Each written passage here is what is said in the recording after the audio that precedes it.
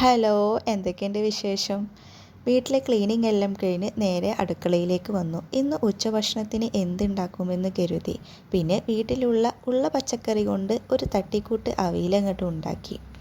പിന്നെ ഫ്രിഡ്ജ് പോയി നോക്കിയപ്പോൾ കുറച്ച് കപ്പ ഉണ്ടായിരുന്നു. അത് വേഗം കട്ട് ചെയ്ത് കഴുകി കുക്കറിലിട്ട് കുറച്ച് ഉപ്പും മഞ്ഞൾപ്പൊടിയും വെള്ളം ഒഴിച്ച് വേവിക്കാൻ വെച്ചു.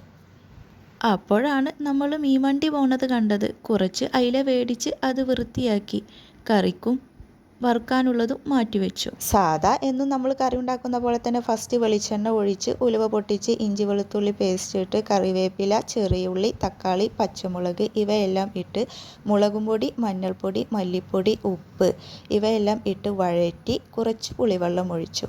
പിന്നെ കുറച്ച് ചൂടുവെള്ളം ഒഴിച്ചു. അത് തിളച്ച് വരുമ്പോൾ മീനിട്ട് കൊടുത്തു. അങ്ങനെ കറി റെഡിയായി.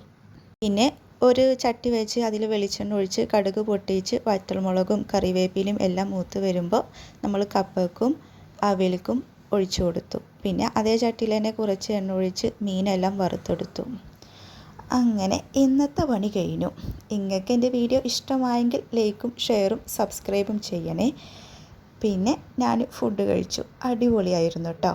ഇനി അടിപൊളി വീഡിയോസുമായിട്ട് നമുക്ക് വീണ്ടും കാണാം. ബായ്.